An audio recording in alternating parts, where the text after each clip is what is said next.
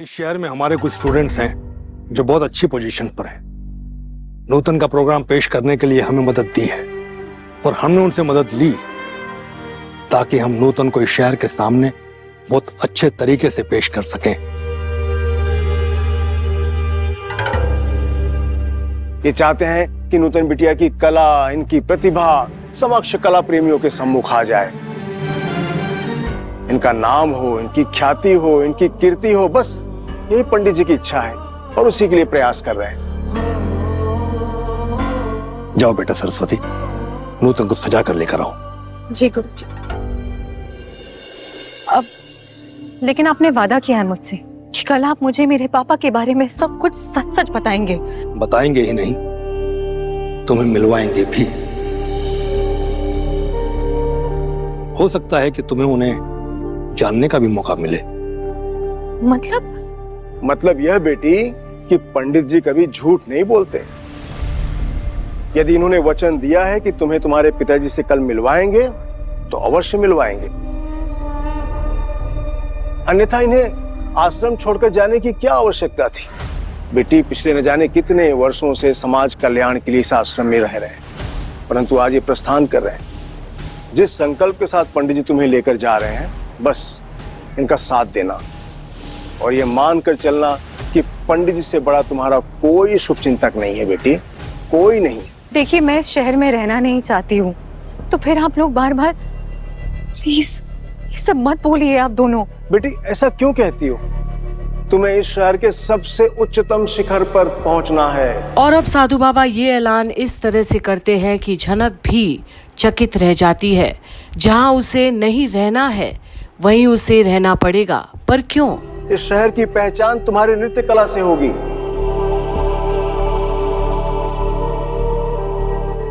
तुम इस शहर की शान बनोगी बेटी।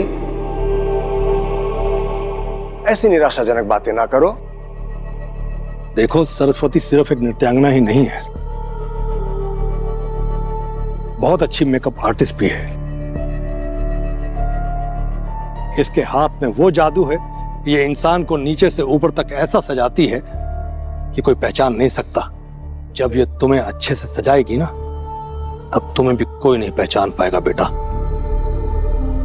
यही चाहती हो ना बेटी तुम यही चाहती हो ना कि तुम्हारे कोई निकट परिजन तुम्हें न पहचान पाए। यदि उन्हें संदेह भी हो तो उनका विश्वास डगमगा जाए। मुझे तो कुछ बातें अभी भी समझ नहीं आ रही है। पर अब झनक और भी चौंकती है। आखिर सरस्वती को क्यों जाननी है सारी बातें? लेकिन ठीक है, मैं नहीं पूछूंगी। सही वक्त आने पर आप मुझे खुद बता देंगे गुरुजी। हाँ सरस्वती, हम तुम्हें सही वक्त आने पर सब कुछ बता देंगे। तुम बस इस लड़की को ऐसे सजाना ताकि इसको कोई पहचान न सके। इसका आधा चेहरा हमेशा छुपाए रखना ताकि इसको कोई ना पहचान पाए।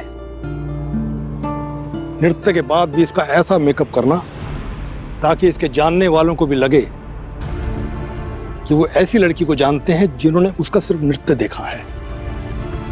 हाँ, कुछ कुछ चीजें मेल खा सकती हैं, चलेगा। उनको ऐसा लगना चाहिए कि ये एक इंसान नहीं है, दो अलग अलग हैं। और अब जो बातें पंडित जी बोल रहे हैं वो भी सुनकर झनक समेत साधु बाबा भी चकित हैं।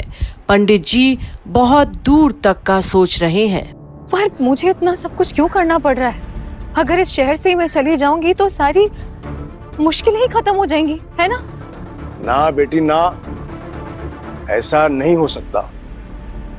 हमने तुम्हारे जीवन की दुख भरी कहानी सुनी तो ये संकल्प लिया कि जिन लोगों ने तुम्हें अपमानित किया है, जिन लोगों ने तुम्हारी मां को आत्महत्या करने के लिए विवश किया है, जिन लोगों ने तुम्हारे मान सम्मान प्रतिष्ठा को ठेस पहुंचाई है, जिन लोगों ने तुम्हें मारने का प्रयास किया है, उनसे प्रतिशोध लेना ही होगा। लेकिन तुम्हारा शत्रु कोई आम नागरिक नहीं है,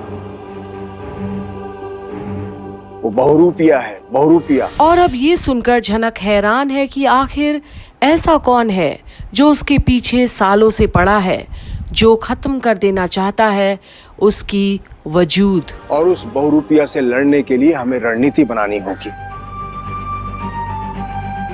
और वो रणनीति पंडित जी ने बनाई है।